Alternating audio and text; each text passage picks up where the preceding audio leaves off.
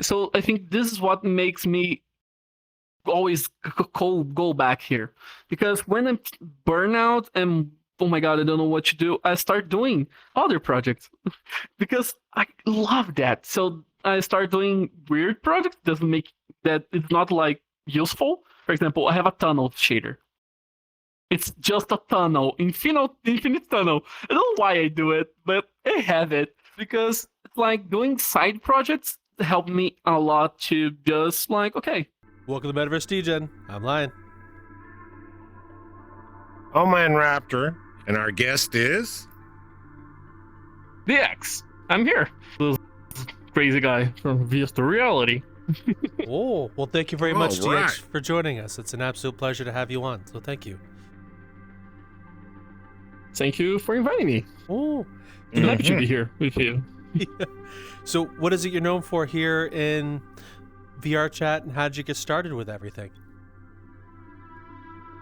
Well, I've been here with VRchat since 2017, when the era with Gunna Knuckles appears. So I started playing on PC. So yeah, everybody starts in this era, but I think at least, and start doing those weird avatars. And oh, I like to do that. I started doing weird avatars, started learning tech, buy my first headset, and now here, oh my god, I'm bad with math. 7 years later, I'm here because I really like to tinker with things, to create random effects, and yeah, this is what make me happy in the end. So you've been tinkering in VRchat for how long? What was like some of the first projects you worked on? I think was like on the first days that I enter VRchat and see people wearing custom avatars, say, oh, I know how to use Blender. Let's try to make something. And I did a really weird avatar, and they can so appreciate, like, oh my god, I did something, I'm using it. Because when you're doing like 3D models, you're seeing through the screen. You're not becoming the avatar. So the first time I'm doing something and look at the mirror and see, look, I did that and I am that. So this makes me so happy, and start doing a lot of stuff here via chat. So Oh wow. So that was some of the first projects. What were some of the other things you've worked on over the years here in VRchat? yeah, I start doing a lot of stuff. Basically, every time they implement something new here, I try, oh, I think I can do something.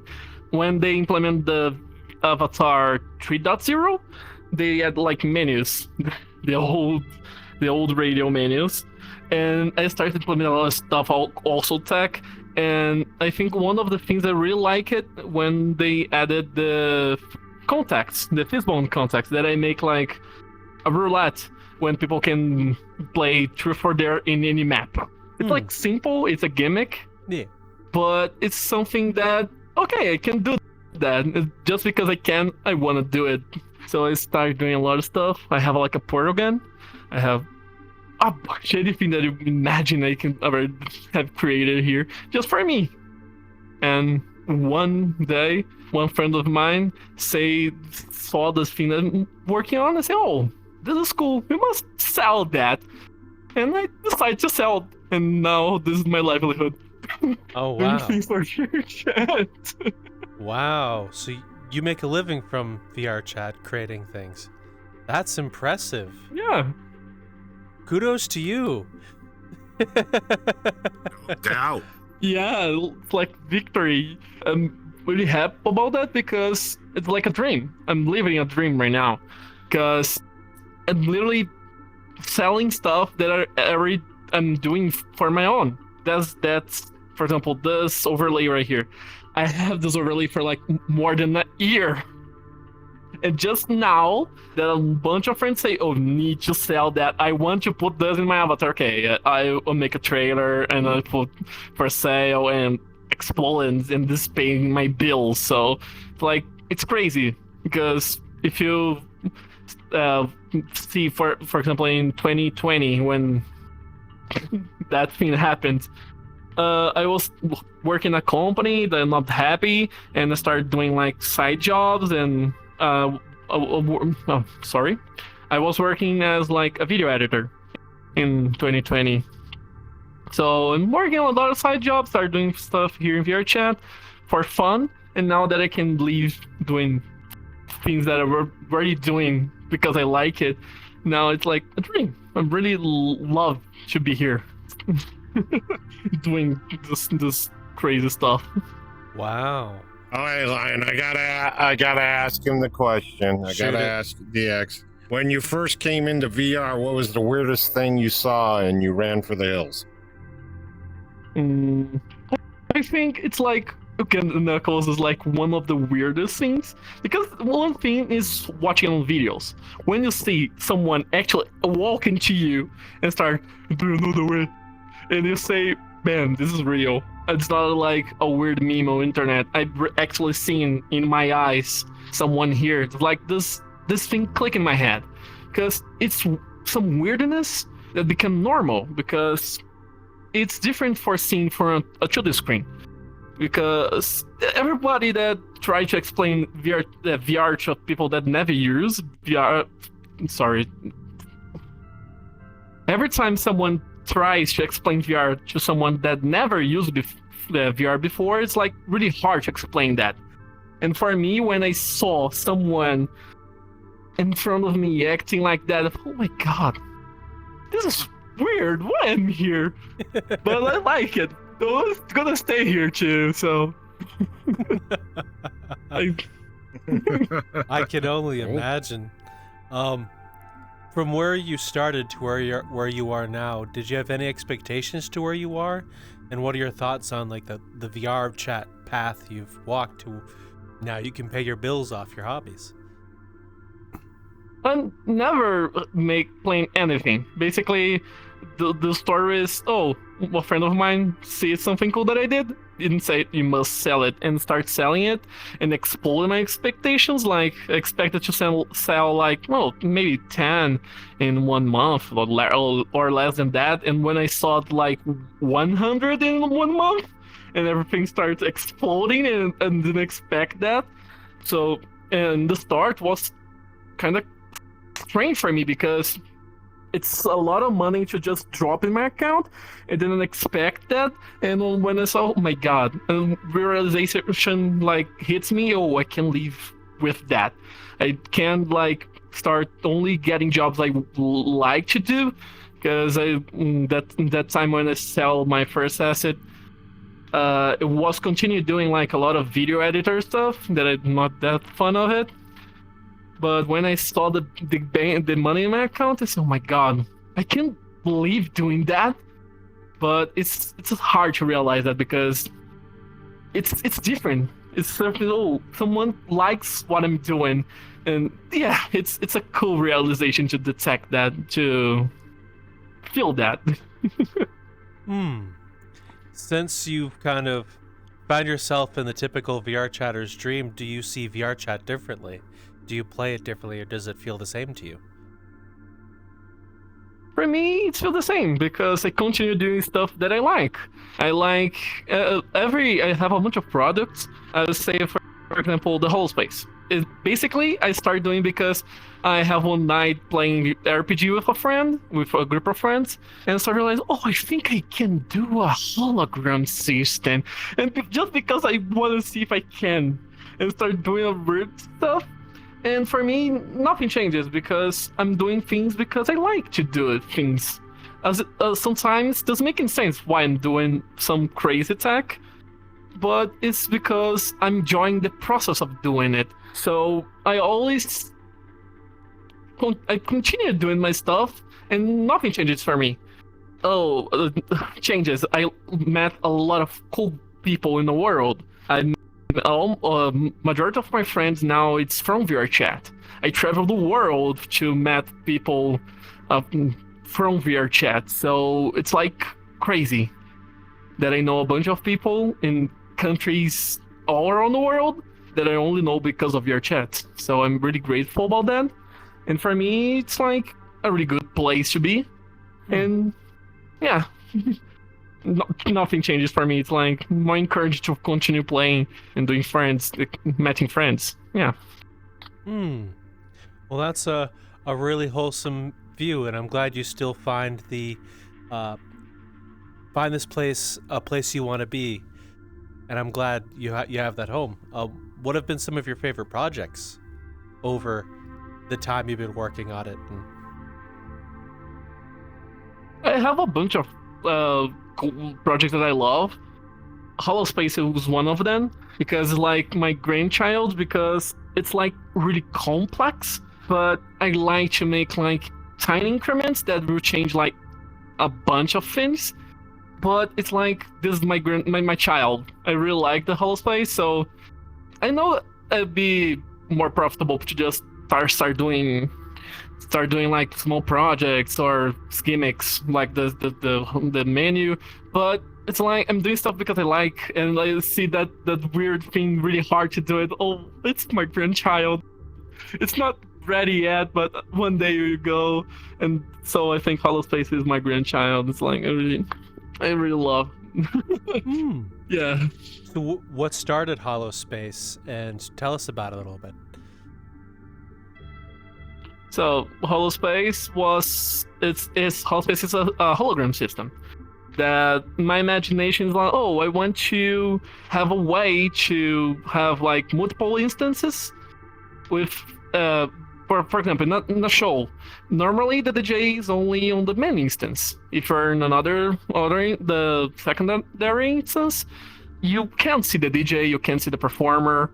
So I think I can do a way to show the performer in all the instances. And I think, okay, I need to make a hologram system, so I need to have a 3D model converted to a 2D image, and then send this to a live stream and get this image, convert it back to a 3D model, and then this is what I want to do. So it's crazy. So I start working on like 6 months working on that, refining it, and like it's kind of crazy concept, and it works. It's now working out. A lot of events is working, and it's like Schism uses Holospace, for example, or virtual reality show that happened like I think two weeks ago. Virtual reality show that happened is using Holospace too. So seeing that a bunch of people using my project and liking it, making me so happy, because like I'm doing this projects for me because I enjoy doing, and seeing people using it and liking it and using it make like it's a different sensation, and make me really happy. Yeah. Wow, the whole thing sounds wild to me, that the Holospace projecting across different instances. That must be a complicated thing to figure out. I can only imagine how it works, but I do have one question about it. When you're projecting an avatar across instances, do you require the avatar, or does it rebuild itself in a different way? It's basically rebuild from the only information that you need is from the live stream. Because normally there are a system that called shader motion that let you record the motion and send for another instance, but you need to have the avatar in the instance. So if you have 10 DJs, you need to have 10 models in the map with a bunch of materials and a bunch of things. With Holospace, you only need a video player and the Holospace, and it's done. Oh wow. Because all the information is back on the live stream, and this is sent for the other instance, and this will construct the model. I can show you later. I have a avatar version for that. And a good side effect that happened in this one I'm developing is because you can take photos with the Holospace. It's a thing that I'm not planning for the beginning, so you can literally enter in a box, take a photo, and have like a 3D version of you or 3D version of your friends with just a PNG. It's like a thing that happened in the project because a friend of mine just say, "Oh, you can't do that, and I just start realizing, okay, I can't do that. You're right." So it's a really cool. I have a friend in the world that have like 30 of these statues. that's all their friends, like as a little statue. Let me see if I can show it for you here. I'll change avatar one moment. Oh, I lose face tracking, but it's like I lose face tracking, but it's all this and this here. Oh, This that's is a neat. PNG. That's a PNG. This is literally That looks a PNG. 3D. This is a PNG. That looks Yeah, 3D this is literally a as fuck. PNG. That's wild. Yeah. Cool and So shit. this is Holospace, and I have a bunch of photos. This is all photos No, you're not. of my friends. You're not getting one of me. I will get. Oh no. Well, he's saying Oh, that God. he's specifically saying you're not getting a photo of me is because within our friend group we'll all make jokes that one day before he passes we want to get an AI version of him and then release him on VRChat. Mhm. That is cool. That is very cool. That looks. It does not look like a PNG image at all. It looks like an actual model. Like, Yeah. how does it take those 3D photos? Like, how does that work? It's like it's a little complex, but basically I took photos of a bunch of directions, and I stored that on the corner of the image. So information from the front, the back, the left, and the right, and I have some photos of the colors. So the front and 2 photos from the back, and I used that with a bunch of math to reconstruct you. So it's basically I took a bunch of photos of you, put it on a PNG, and this PNG contains all the information that needs to reconstruct you. So basically, I open and close it again. Wow. It's complex, but it works. So, and I'm actually always working to make it better and more performance. And this works on Quest, by the way. That thing that you saw works on Quest. Not on the avatar, but on the world. You can put the statues in the world and people can see it. It's crazy. And not imagine that I achieved that when I started, but it's like it's cool. That is It's really cool to enter in the world. Whoa. And it's different because if I said to you, oh, I have a system that transform you into a PNG, then reconstruct you again into a 3D version, you're bullshit. But yeah, it's cool. It's different, and this is why this is why I like VRChat, because I can extrapolate what can be made, and because in reality, I take a photo of you, but virtual reality I can extrapolate and do something crazy that is impossible to do in real life. This is why I really love VRChat. I love VR. You can do whatever you want. What have been some of the wildest? Ryan, I got a question. Oh, you shoot. I was going to ask, what's one of the hardest things that you've created and you thought it was going to go anywhere and it actually went that direction? I think the hardest, probably Holospace. It's one of the hardest projects that I ever worked because of compression. Video compression is, man, you are watching this video on YouTube, you don't know how many compression steps the YouTube does. I need to learn all to make it work properly, so it's really hard. But it's hard, but it's enjoyable. Like all the process is enjoyable to learn because I love to learn. I love to twinker stuff, and this is what moves me forward. Yeah. Yeah, I think I understand the message. Wow. I have a question. Would you mind explaining compression and what kinds of things you had to learn to get the Holospace to work? Mm-hmm. Of course. One of the effects that I have, the Holospace image, I need to compress depth information. So I have the front camera and the back camera, and the side view. For example, imagine I have this information from the front and the back, and I have this information. You can see that the information overlaps here. And when this information overlaps, appears like a black line a black line of compression, and this literally broke the 3D model, the reconstruction. So I need to find a way to put the information to not overlaps because it broke everything. Or a thing that I discovered like kinda recently, a way to fix it, it's like not every pixel in the image updates at the same time. You think, oh, it's a video. If you update like every screen to white, every pixel will go to white. No, not. So I have a bunch of data, precise data, and it's not basically the video say, oh, this pixel be updated 1 frame later to that pixel. So it literally broke a bunch of systems. I need to learn how, okay, I need to compress the data in this way, not this way, because if being exploded, if I not do that, it's hard, but it's a fun project. It's a fun process to do that.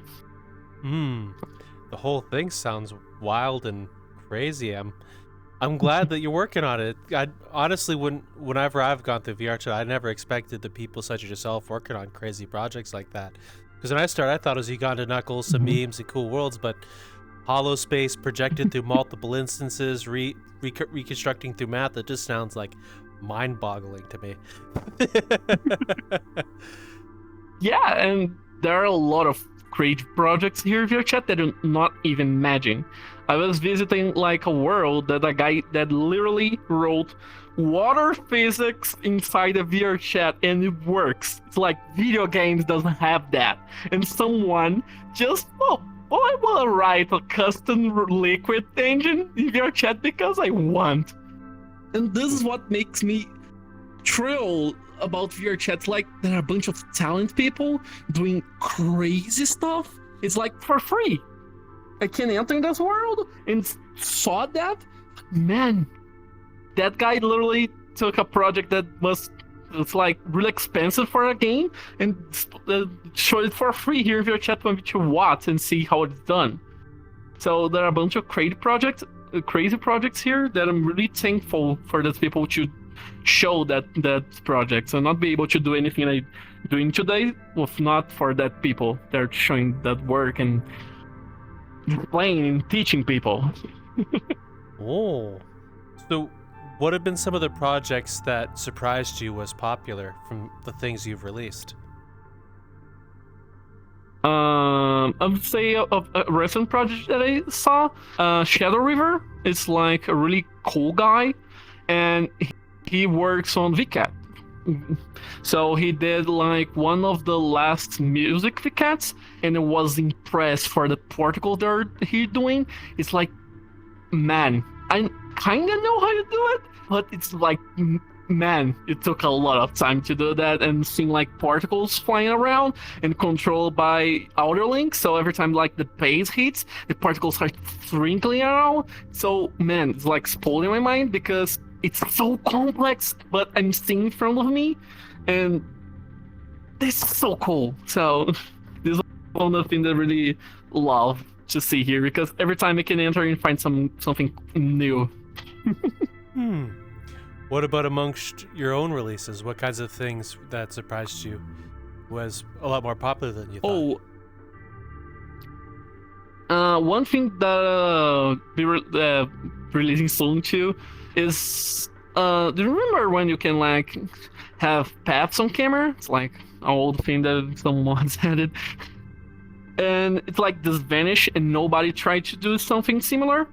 I was trying to do it some months ago and I managed to do it. So it's like a curve system that is really complex and it works. And we'll be releasing soon too. Yay! It's a system of cameras when you can put like 2 or 4 cameras and this like show a path for you. And it's like it works. I forgot what question you did. HD, it's complicated. It works. So what sprouted this project and what gave you the idea to do pathing for cameras?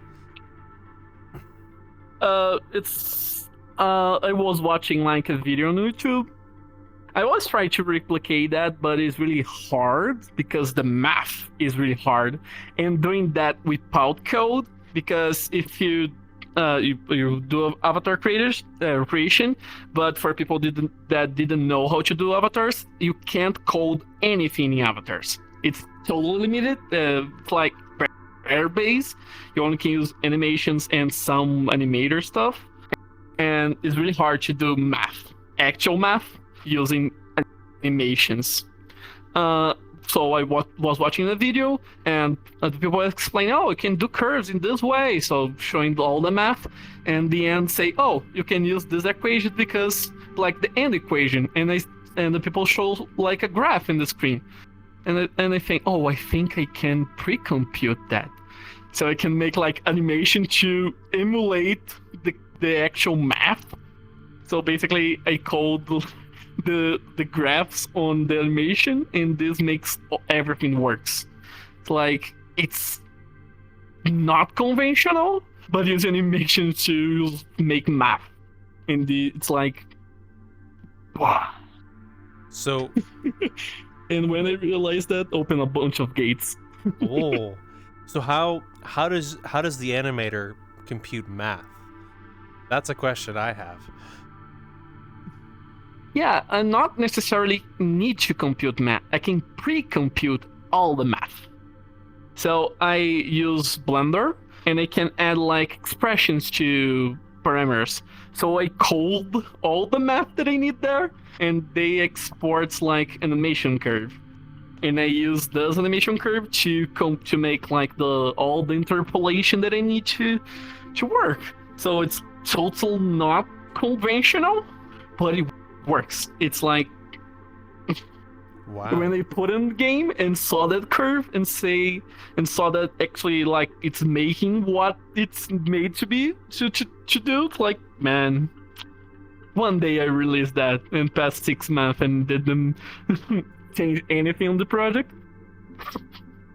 And Wow. someone randomly, a friend of mine, just say to me, oh, I want to have that, and the spark hits again. Oh, okay, I did it for you. And another day I have like the bare bones of the system for him to use it. A bunch of projects is basically that.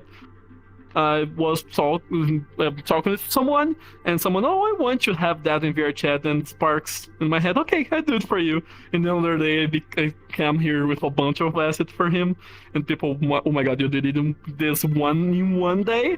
And not one day, I've been working this for like 6 months, I abandoned the project, but now it's done. It's cool to see the reactions, because they didn't expect that to just bring that working for him to the people, you know. Wow. So just normal conversations, some of your projects come from, just like talk with people, and then, wow, that's pretty cool. So question for you though as well, it sounds like you know a whole lot of stuff. Did you have any prior knowledge with Blender and Unity and that stuff before getting into VR, or is this something you self-taught yourself while playing? Basically, I learned Blender when I was 13. Now I'm 27. So I started learning Blender because I saw like a video on YouTube. I said, oh, I want to do that. And started learning it and doing stuff. So 2017, when I entered VRChat, I really know like the basics of modeling. And then I started like improving because I'm seeing my work. Because as I said, one thing is looking the thing on the computer, other thing is like wearing it and seeing it. So this engaged me to increase a lot, like getting better in modeling. And for the programming part, I have a major in computer science. I never work in the area because I start working in a bunch of companies. And the end, I'm working here now. And so I kind of know, but it's different to do stuff on VRChat, especially for avatars, because it's so limited. So you need to twinker around and twinker and do stuff in a not conventional way, and this what make me happy because I like to do weird stuff in a weird way and see it working. Like make me really happy. Oh, so you said you have a major in computer science. What got you into that as a major, and what were you hoping to get out of it when you finished? It's like I was 17 here in Brazil. Oh, I live in Brazil, by the way. Yay, Brazil mention. I was here in Brazil. I started working in a company, and I saw like, okay, I need to find some college to go, and start seeing, oh, I don't know if I want that. I don't know if I want that. So let's go computer science. Like, let's go if it's like good. I entered the college, yeah. So start studying it, finish my major, and never use it for nothing. Like I kind of use it every day, but it's more things that are self-taught.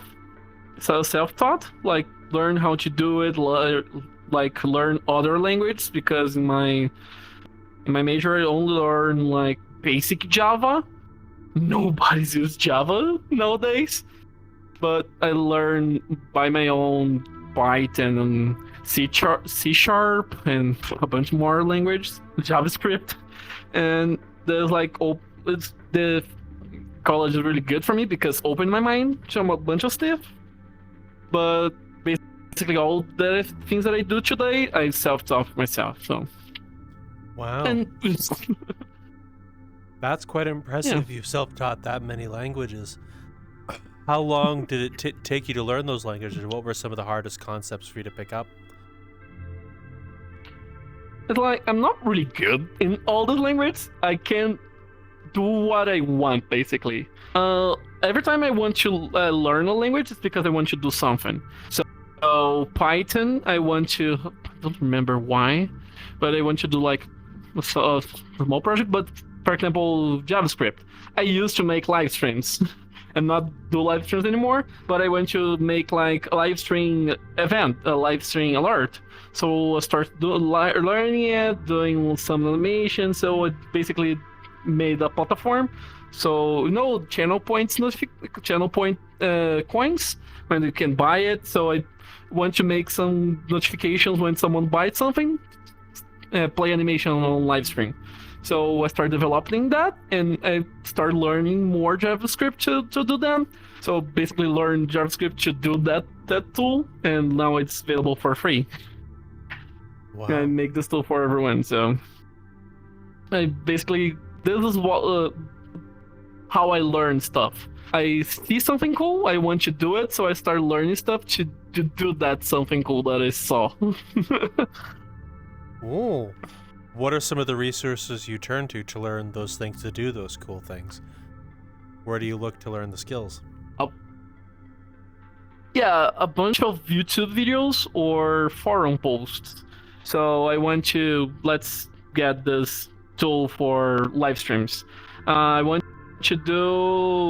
need to connect to Twitch. How I do that? Google, how I connect to a server. Okay, it's not that. How I connect to API. Okay, it's this one. So I saw the example and understand that, oh, okay, you need to first do that. So do that, okay, need to connect that, try. Do not work. Try again, look another one, look at the documentation. Oh, okay, you need to do that, and that. Okay, now I learn that if I need to do something like that, I need to do this package. So I start learning that, watching YouTube. So okay, I don't know, I have no idea how to do it. Let's look this guy, how he do it. Oh, he doing that. So I get this information from a bunch of places and doing in my way the thing. Because a bunch of people start learning, for example, code, and start getting all the resources for one place. For me, the most important thing is to get resources for everywhere. So start learning for displays, YouTube.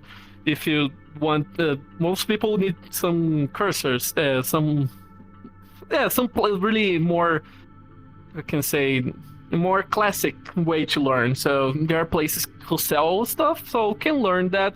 So my way is like learn from a bunch of stuff, so you can learn your way to do it, because this way you learn. It's not just reproducing what you saw. So this is my tip. Wow. Yeah. So, among all the things you've learned that way, what are some things that have stuck with you and that you use regularly, or that surprised you how useful it was? I think code. Because most people think coding is like a black box, it's a magic, it's weird, it's difficult, but learning code is not, it's hard in the beginning, but when you know like the basics, you can do a bunch of stuff. Let's say example, for example, you need to rename a bunch of files.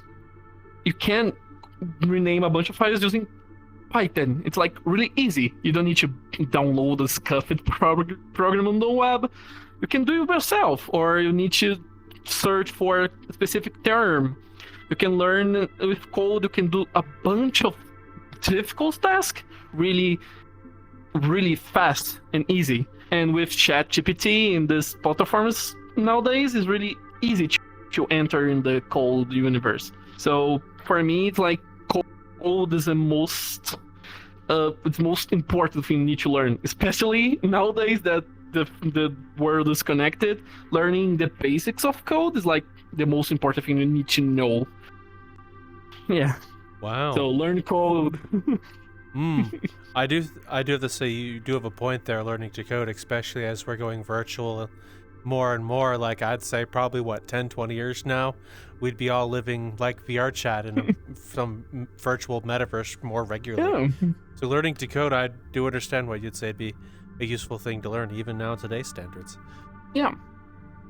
Yeah, and don't need to be like expert, know every language. Choose like Python and start doing like the basics, know what if else does. So knowing the basics puts you in another level. Because most people think this is black magic. But man, knowing just the basics opens a bunch of gates for you. So it's really good to just let's learn in a weekend. Watch a YouTube tutorial how to do like a basic calculator. So it's all the basics. So for me, it's like the most important thing everybody needs to learn. For me, at least. How much coding goes into VRchat creation with all the projects you work on? So I'm not coding on avatars, but the important part is the logic. So I'm not coding if else stuff. I'm coding like with paths on the animator. So I'm not coding with code, I'm coding using the logic of code. So this makes like a bunch of assets really easy to develop. I have like the path camera system that I'm talking about. It's like if I didn't know how to code, it would be like impossible to do that. So I need to rely like in some weird scuffed sites or try to do it in a weird way. But now that I know how to code, it's like really easy to just build stuff using the logic. So the most important part is not knowing the right words, if, else, or while. Is knowing how the things works. So using the logic to transfer that knowledge to other places. So yeah, I don't know if I'm clear or not, but no, I think I'm roughly following what you're saying here. But I will ask you, what do you mean by logic? The code of logic. Let me say, I have like this let me get back to this avatar here. I have my head here. It's loading for you? Yep. So if my hand is inside my head and my hand is closed, head goes to hand. Okay. If my hand is open, test is in my head, no, else go to world. Oh, wow. So if my hand is close to head and hand is close, head go to hand. If if my hand open and head is close to neck, connect to head. So it's like steps in logic. I'm not coding. I don't have code in my avatar, but the logic steps I need to do to make this works properly. Okay. And so this makes a lot easier to understand. Like, at least for me, it's like, okay, this, and this. Not we are grabbing your head. So knowing the steps and how to reconstruct the steps makes you like better of thinking how I can implement this on my way. I want to watch when I put the finger inside, and only if I have a finger, they will show like a cool animation. So I need to get a finger here, so contact, and I want to be disposed. I think it's like pose 3. So it's a AND gate. It's a logic. So when you learn like, oh, it's just AND. This and this show something. So this is what I mean by, logic. Like using the logic. Sound like you had a question. What he's trying to tell you, Lion. Yeah, he's trying to tell you don't lose your head over coding. Sounds like a good one to me. Oh no! I can't say that I haven't done any form of coding since high school, vocational school. I did HTML, JavaScript, and Flash script. But I don't remember any of it anymore. It's been well over 10 years. I don't know shit anymore. But I do remember one thing, which is a joke that went around the classroom. 99 bugs of the code, 99 bugs of the code, take one down, pass it around with those bugs of the code. I remember that. Only thing that stuck in the class, though. Hello, I'm going to quickly interrupt your video. Please come follow us on any of our socials. We have a card down that way in the description, Metaversedegen card.co. You can find us on Discord. You can find us on Twitter, which X, whatever. Right here in this space, you'll see the @ you can find me, Lion. And as well, we have a Patreon, which we've started a whole other show as a thank you for those who've signed up, such as Training Fangs, Forbidden Zero, and Niche. So thank you all for watching the video on how these games are going. I'll leave you to the rest of it. Enjoy. Oh boy. At least you remember that. Yep. So what kind of things are you looking to do in the future? What kinds of things are currently exciting you?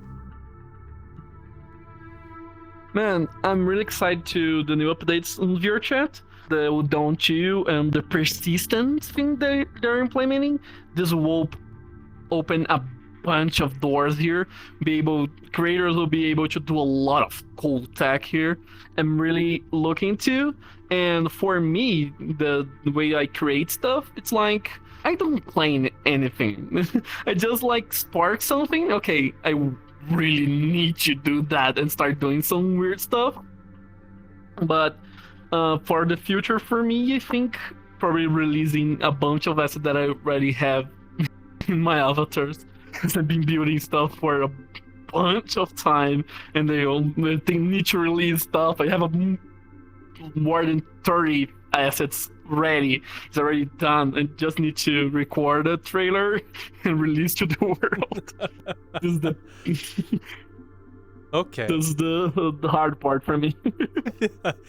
I have another question. How many half-finished projects do you have? Man, more than 30. Easily more than 30. I have I start putting things on the Trello on the 2023. Start putting things on the Trello, and when I saw it, oh my god, I didn't imagine I have so much. It's because I do it for fun.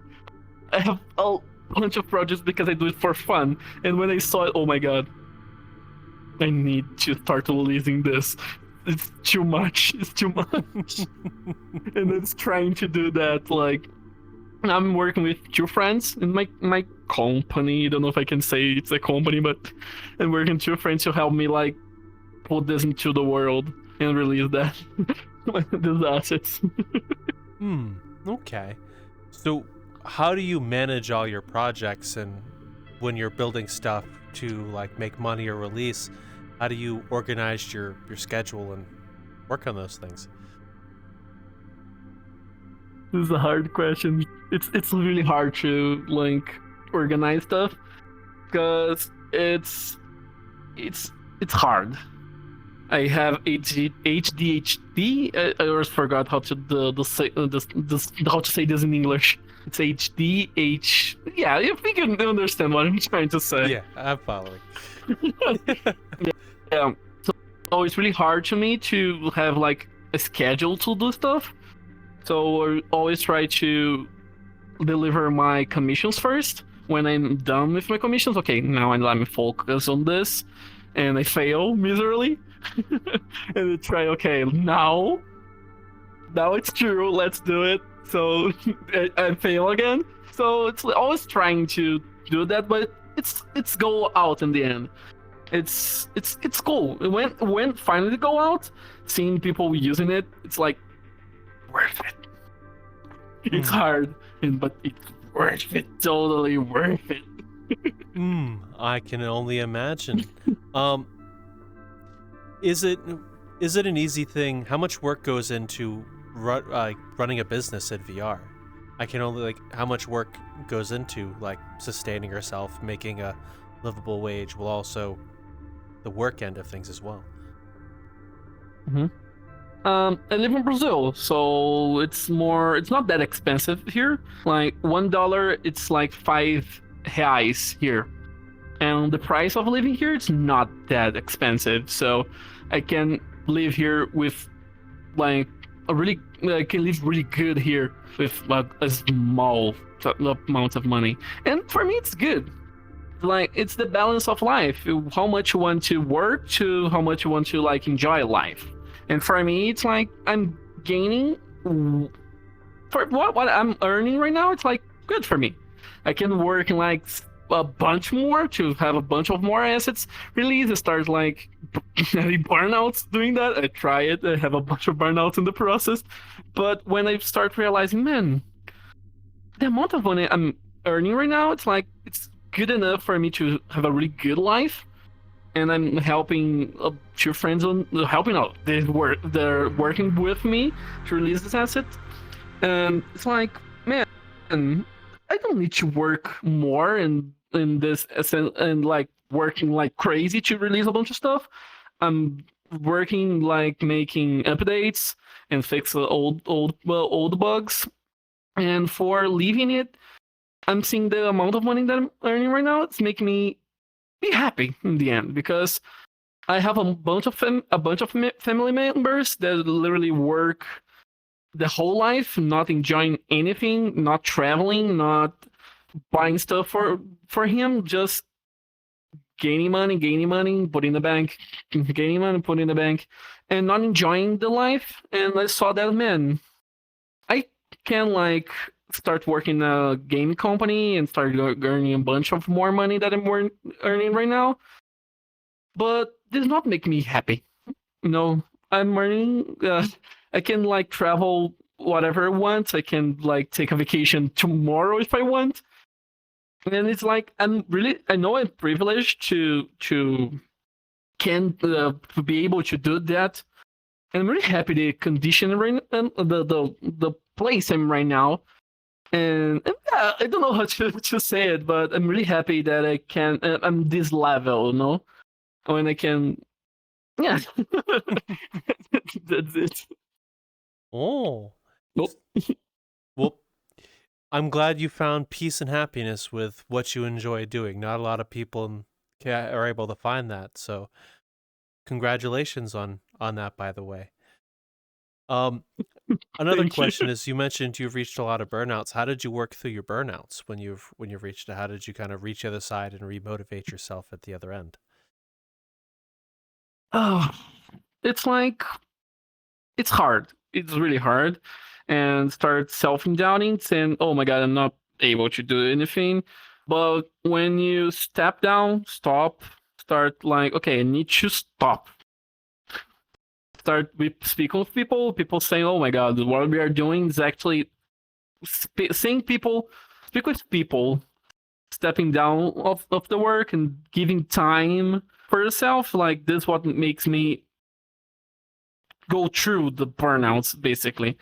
Because sometimes, like, one thing that really helped me for not having too many burnouts, it's basically I have a friend working with me now, and this helps me, like, not have all the pressure on my shoulders.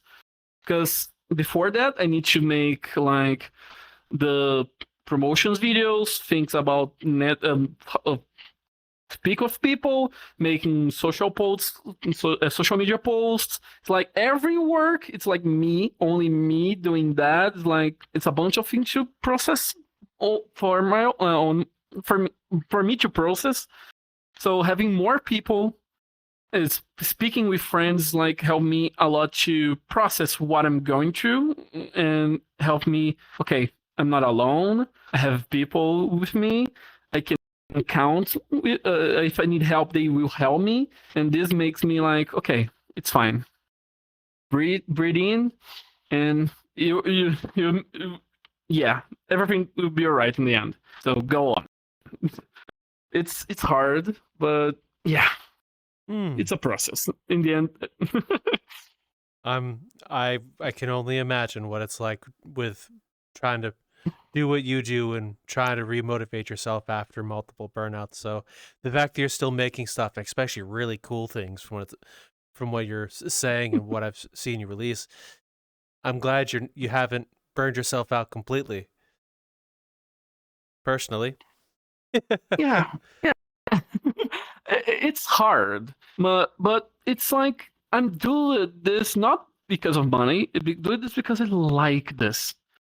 So I think this is what makes me always go back here. Because when I'm burnout and oh my god, I don't know what to do, I start doing other projects because I love that. So I start doing weird projects. Doesn't make that it's not like useful. For example, I have a tunnel shader. It's just a tunnel, infinite tunnel. I don't know why I do it, but I have it because it's like doing side projects helped me a lot to just like, okay, I don't need to 100% focus on this hard product or this record a bunch of trailers and edit all and think how social media works and think how to advertise that. Okay, no, I can do my tunnel shader. It's like, okay, it's just a tunnel, simple shader. I can focus on weird stuff that it's products on the end, but it's like things that I do it because I like. So this helped me a lot to go through this, just do other stuff. And this is good for Vrchat. I can do a bunch of areas here and don't need to make just one thing. I can do a bunch of weird things. So, I got a question for him. Shoot. DX, how did you get your name DX30? So it's a story. Basically, in 2020, oh my god, I forgot. 2012. 20. I forgot. Oh yeah. Yeah, basically every time everyone is doing YouTube, so I want to do YouTube too. So I want to do YouTube too. So I start learning video editing, start learning how to do it, and I want to go. This age, I want to do a YouTube video with my friend. So my friend have already a nickname, and they don't have a nickname. So a friend of me just say, "Oh, I know a nickname for you, DX." I say, why DX? It's because you use XD a lot. It's basically DX's XD. Yeah, this is the reason. It's a really dumb reason, but basically it's because I use XD a lot. Even nowadays, I use XD a lot, and my friend just say, "Oh, convert that. It's DX." It's totally fine. And this stuck on for more than 10 years, so everybody just call me DX. Well, the first time that I met a friend on real life, and I met his parents, and the parents say, go to me, "Hey DX, how you doing?" My mind just wait, this adult is calling DX, and my mind just freeze for a moment. Oh yeah, this is my nickname. So the first time I saw in real life, this like weird, but now it's like been more than 10 years and accustomed to that. And the 30, it's because most platforms doesn't let you put nicknames with 2 characters, so I need to put some number, and 30, it's my birthday.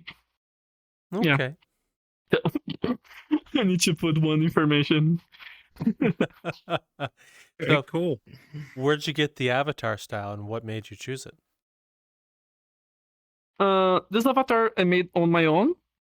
And it's basically when I literally bought full body, and I used to use like a little robot avatar. So, but the robot is like this height, and it's like giant head with giant arms and little legs. So it's impossible to have full body.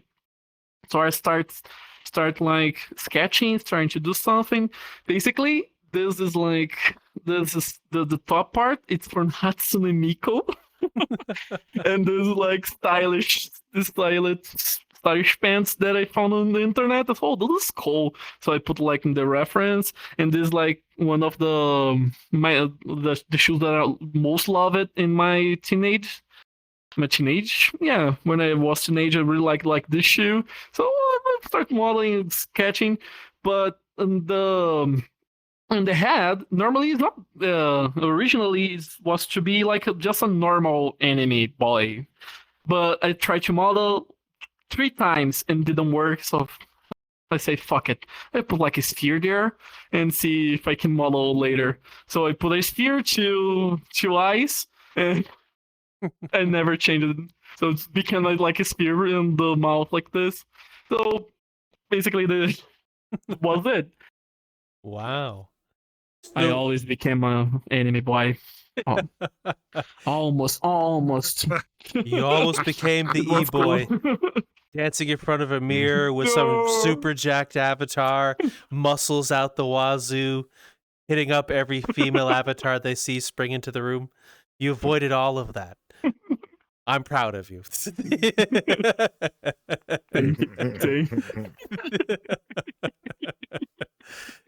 So, with that avatar that you've built yourself, what keeps you in that avatar specifically? Why does it feel like home to you? What about it keeps you using it? It's because I feel comfortable, and it's like when I put it him the avatar, I feel like okay. I like the way I am. I like the style of it. It's like it's comfortable. It's a way comfortable. I'm using others avatars. It's like more avatars nowadays, like using some furry avatars. But I prefer to. I always tend to use that when I'm using like to the projects, because it's really simple avatar and really recognizable. So every time I'm with this avatar, I saw a bunch of people just, oh, I saw you on Twitter with that thing you did. Yeah, it's me. It's like it's really to recognize it, because like it's the circle head with like this crystal's eye, so it's easy to recognize. I really like it, the simplicity of it. So I stuck with him. So, in the beginning, since you said you started in 2017, what was creation for like what you're doing now in early VRChat like, and how has it changed over the course of the 7 years for you? What you've seen? Yeah, I think I saw a bunch of phases of VRChat, and I'm seeing a bunch of like every time some VRChat change something, a bunch of people just claims like we're on VRChat is ending, VRChat is exploding. But I tend to see, oh my god, every time they change something, I see why they changed that, and I saw the new thing and jump directly on this new thing, start developing that. So when I start playing, it's only SDK 2. So with SDK 2, it's really limited. You can do really literally nothing there. You need to use like poles, hand poles to make something. But when they launched the SDK 3.0, that opened the radio menu and possibility to start really doing stuff. This is like a really game changer for me.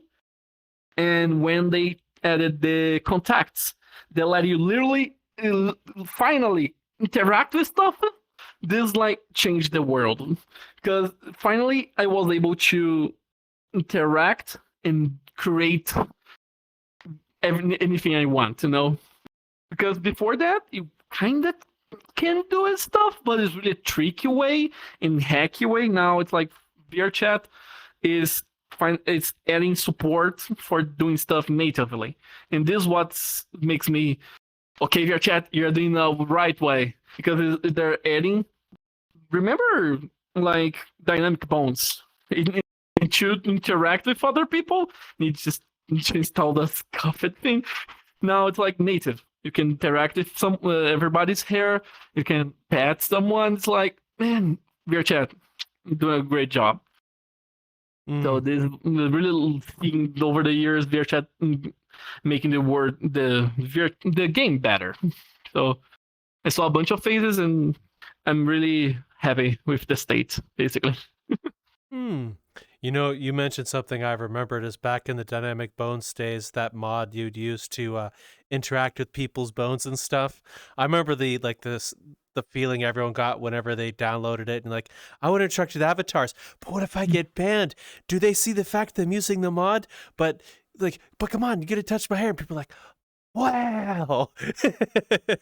Yeah, it's so game changer. It's so game changer. The devs use that mod.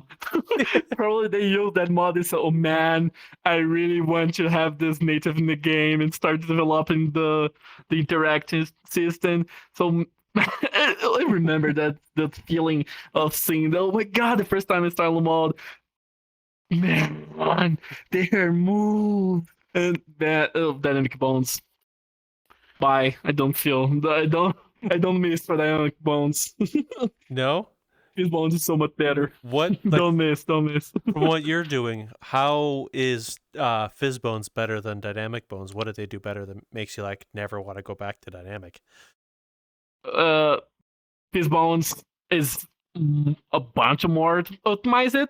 It's really optimized, and the cool thing is that you can get information from the Fizz Bone. So you can have, for example, stretch. Oh, I opened the menu. You can have stretch. So if you grab a hair and stretch it, you can have the information on the animator. You can have how much squish. You can have the length. You can have the angle. So have a bunch of data that is impossible to have before. So this is like a game changer for me. So this is why Fizz Bones is much better. Yeah. Okay. When Fizz Bones got released, what was some of the first things you've built with it? I built two things. Is the roulette. I can show you. I still have it. It's a real roulette, and I have a similar system when I can remove my head, but for a friend of mine, when I can remove like a glasses, when I can grab a glasses and drop in the world. So the first day I was trying doing something like this, okay, remove it and put it in the world. So start twinking it. It's like a play on beta, and so, oh my god, I can finally detect when I get close to grab stuff. So I started doing that, and this project, let me see if I can put in camera. It's this. Let me put a little, smaller. Let me move the here. camera up and It's move this. it over. Wow, a color Like this. roulette. Basically, this. Yeah, this is basically the same. The first thing I did, one of the first things I did on the Fizz Bones, when you put my finger close, like detect, it's simple. But everyone can click this, and this was impossible before. So this is like one of the first things. It's still working today, so it's really glad to have this, still have this. So it's like a piece of history for me, and it's cool. It works with the head too. So, what made you want to do a roulette with it, with a Fizz Bones when it came out versus anything else? Well, I think because I want to see how the proximity thing works, and I think in the time I was playing a bunch of Truth or Dare, and it needed like something to play in any world. because in that time, as every time you want to play Truth or Dare, you need to go to a world that have a Truth or Dare bottle and need to go there. So I'll try to do something on my avatar, so you don't need to go to a world specific for that. So this being the main reason, and because it's a new thing, I want to try it. I want to see if it works. Wow. So with SDK3 that VRChat is incorporated, what was some of the things you did with the VRChat or at the SDK3 when it was released? It's like start doing stuff like finally able to change hats. I have this avatar. I used to have this avatar right here. Let me see if I can show you. It's like doesn't work on full body. You see my little legs. Yeah, it's here. Let me just change this to. I'm here right now. Yeah. So I have a bunch of heads, and this was kind of really impossible to have before then. So can have like a bunch of heads, a bunch of really cool games that I love it. And one thing that I really want to do it is like this. The portal gun. So it's a portal gun. Yeah. Yeah, and it works. It's like it's not. I ended up doing like a new version of them that is really actually works. You can go through, can see through. So, but this is like early 2021. So, man, it's been a long time. But it's really cool to see the things you can do it with just giving the people. Okay, now you can have like options on the menu, and the people start doing crazy stuff. I remember. Cool. I wasn't around during the SDK2 era, but I have come across a lot of avatars that use the gesture system. For example, some of the avatars are like really crazy animations. I think a rave group from back in the day, I think, had it. I don't remember the name. I come across their world once and saw their avatars, but seeing how things are now versus then, I'm sure it was wild to see all of those changes. Yeah, and for VR user, it's like a madness because those SDKs always made for desktop, so you need to hold one pulse because if you did that, everything explodes, start particles. Now it's like okay, you have a menu to do that. Don't need to reutilize like animation from the hands for do that. So get it. Oh. So what are some projects that you've seen or worked on or things you've done here in VRChat, doesn't have to be project related, that hold memories for you? I have a little map that I did. It's like one of the things that started me actually interacting with the community. Because before that, I always like entering around the world, start to speak with people. Was a Brazilian map that called Vrchat. It's literally like a Brazilian map. Yep. For chat is really creative, and literally entering the world, see like a creator, start talk with him. He was like the starting point to me to meet everybody that I know today. He's MKII. Basically, MKII was the creator of Vrchat. So I met him in the Vrchat, start talking with him, so start helping him to fix some problems that he had in his avatar, because I literally saw that. Okay, I want to fix that because I had some screws, lead screws. And basically, Vrchat is a world that I have in my heart because it's what starts a bunch of friendships that I have today, including with MKII, because start working with him, doing like an update that never came out, but it's like I learned a lot of Unity in the process and made a lot of friends in the process, so I have Vrchat like in my heart. So you've known MKII for a long time then? Like, man, it's like 3 years, 2 to 3 years, more or less. But MKII is really a friend of mine, including I really like Nikoni live in USA. I live in Brazil, and 1 year ago I traveled to his home and stay like in his home for like 2 weeks traveling. So this is one thing that's like it's possible to think for me. It's like if I picture this for me for like if I imagine that, oh, what am I going to do 5 years in the future for me when I was a teenager? And never imagined that I met someone on VR and travel to his place that is in another country to stay like in 2 weeks on that. So for me, it's like, man, this is crazy. Then the Connie is a really friend of mine. So it's like, it's crazy. It's crazy. Sounds crazy. When you first hopped on to Yeah. VRchat, did you expect to find yourself anywhere near where you are now with what you do? No, I basically entered because meme on YouTube, and now I'm literally here living making my livelihood here on VRchat. I didn't imagine that. So it's like a crazy it's like crazy path that I am right now, and didn't imagine that. I didn't imagine 1 year, 1 year in the path that I'd be here right now. So it's crazy to see how far I go, and see how much farther, how far I will still go. Does it make sense? Sorry for my broken English. No, you're speaking fine English, and I very much understand everything you're saying. So you don't need to apologize for anything. I'm not a person who's going to hold any level of English against you. I've met people in America who can't speak English, for fuck's sake. Why would I hold it against anyone else? Yeah, and he's pointing at me. Yeah, my English sucks. Yeah. Oh no. You speak fine English, Raptor. It's reading your I English. speak foreign tongue. Yeah. Yeah, pretty much.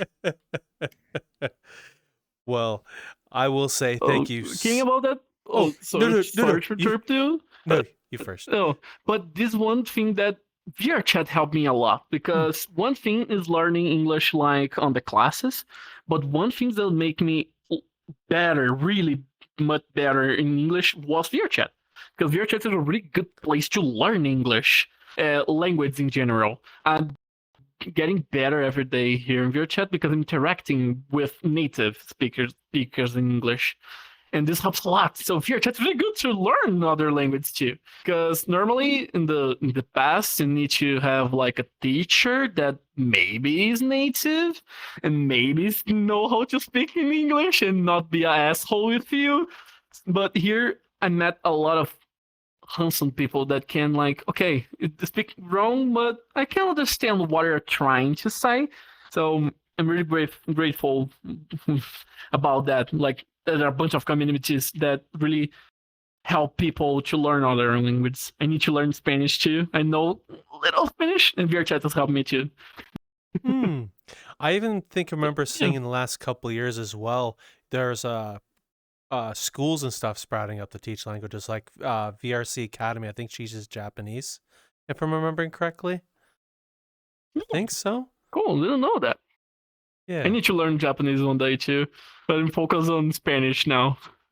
One language at a time. I've been dabbling in learning languages, so the fact that you're bilingual is impressive to me.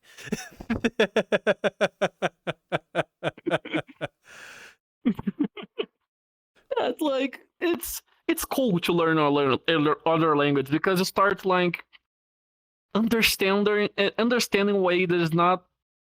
It's hard to describe that, because when you're interacting with the people, it's not as you see in the good books. It's totally different. There are some words that you're saying in the speak language, you didn't write that, so it's really hard to make the transition. But VRChat is really good for that because everyone here is learning it. So this is what make me like really comfortable to start speaking, because I'm seeing that there are a bunch of people from a bunch of random places that don't, this English not perfect, but they are trying to speak something, and they're trying to communicate. And I think this is the most important thing. My father my father learned how to speak a bunch of language. He speaks like 10 languages. It's like he's kind of bad in all the languages, but he can't speak 10 English, 10 different language. Like, I'm impressed by that because he didn't have fear of speaking it. He didn't speak well, but man, everybody can understand him. Like 10 language, man, it's too much. And this is what inspired me. Okay, I will try it to not be shy about that. Just, yeah. I've got a question for you on the whole language thing. First of multiple is, do you have an inner monologue? And if you do, what language do you think in that inner monologue? Man, it's like if you ask me 10 years, like for me from 10 years ago, it's probably, oh, Portuguese, of course. But now it's strange because it's a bunch of terms I only listen on English because I don't speak about some themes in Portuguese. For example, shaders. I only listen to people speaking in English in shaders. So every time I think about shaders or something like that, it's like I listen in English. Every time I think about code, it's probably in English because I learn listen in English. So it's kind of mess. If you saw a code of mine, it's like a mixture of Portuguese and English. It's like a mash up weird stuff. It's because my mind like combined the two, so it's like the same thing. This is what I think happened to the people who live on the south of the United States, like because they're like combining the Spanish with the English is like they're the new language because it's Spanish with English. So it's really fun to speak with that people. Because a little sidetracking, I'm a balloon pilot, by the way. Just dropping this random information. You're a balloon pilot too. You're a man of many talents. Yeah. Hot air pilot, and I used to travel to Albuquerque. They're like a really big balloon event there, and I always like interact with people that speak Spanish and English. And for me, it's like, man, this is crazy. It's like they are combining the language, and for me, it's like my mind is like that, combining all the languages together. It's like mess up, and this is my mind. So it's cool. It's like it's a cool way of thinking it. Quite interesting. You know, I've always wanted to ask. I've asked a handful of people that, like in my own like off without the camera thing, because I was curious. Those who speak multiple languages, if you got, let's say you know 2 to 3 or 4, which language do you think in, and can you get stuck thinking in a certain language? Like, there's fun questions like that. Man, it's hard because it's like it's a mess. Like I think, oh, I need to go there and start thinking Portuguese and starting English. It's like a mixture of everything. When I think certain terms, oh man, oh my god, this is one thing that is really bad when you're bilingual. It's like you're speaking with someone in your main language, and oh my god, how I say that? I know the term in English, I don't know in Portuguese how I say that, and you might start like cramming. Oh my god, how I say that in my main language? I know in English. Why Portuguese? Help me! Like, but it's common because I so used to hear certain words in English and not in Portuguese that I forgot the word in Portuguese, and it's like my mind say, yeah, that's it. This word is only English now for you. Forgetting the Portuguese one, so it's hard. So it's fun. In terms of language, is there any words that Portuguese has that English doesn't? Because I know some languages have words for things that others don't have words for. Yeah, there are some different, but I think the cutest one is like cafuné. Cafuné it's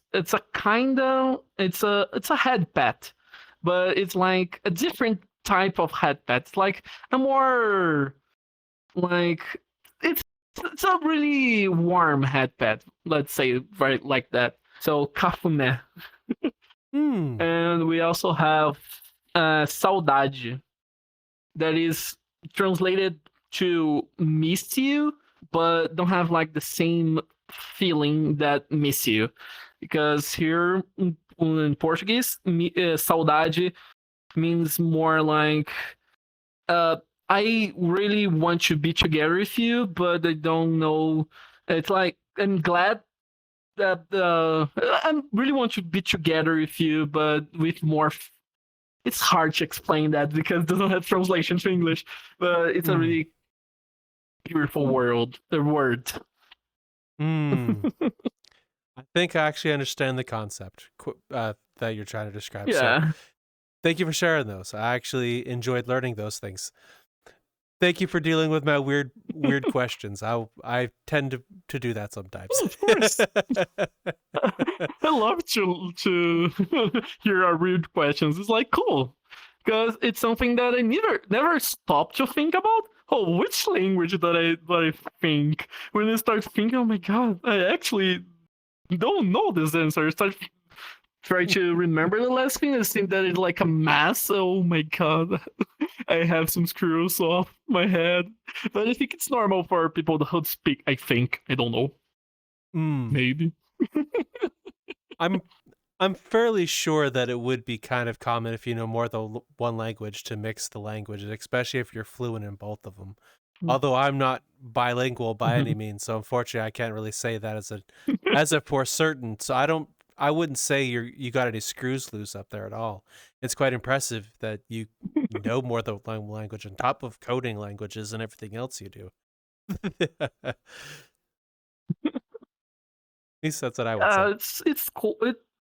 This is one thing that I really want to say because I also have dyslexia, and it's like everyone when I was a child, everybody say, "Oh, like it was really hard for me to learn how to write, how to read in Portuguese when I was a child, when I had dyslexia, because I have dyslexia, and now when I was now that I am an adult, it's not hard for me to learn language, programming language, but the thing that helped me to not be afraid of learning different languages and reading in other languages is okay, I'm doing my time.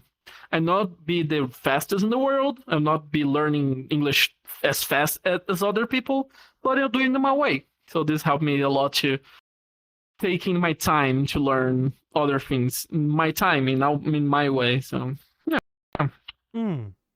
Okay. Well, I will hit you with one last question before we close out. For anyone who wishes to get into anything close to what you do, what kind of advice would you have for people starting out? Thinker, try it. If you have some doubts, there are a lot of really good Discord groups, so you can enter. The VRChat group is a really good one. There are a lot of skilled people there that can help you, but try doing weird stuff. But I can't. It's like hard. There are a bunch of tutorials on YouTube.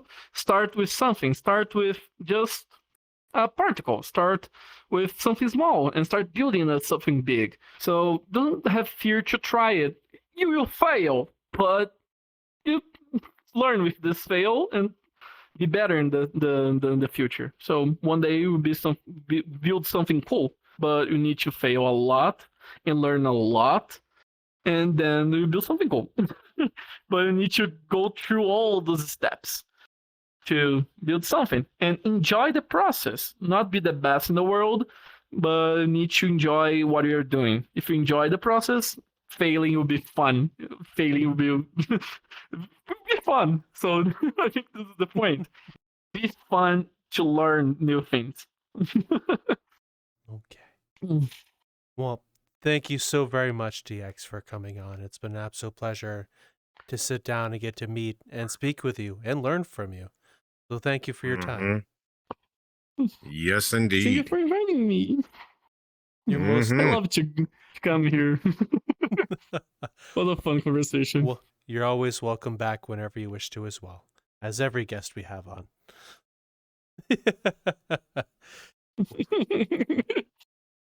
Well, with that said, we'll see you folks in the metaverse, and Raptor, you know the thing. Yeah, no matter what, I'm amazed that we haven't got around to it when you get into VR. And we've talked languages, we've talked code and everything else. Give it time. VR would come up with its own language and wonder what it could be. But guess what?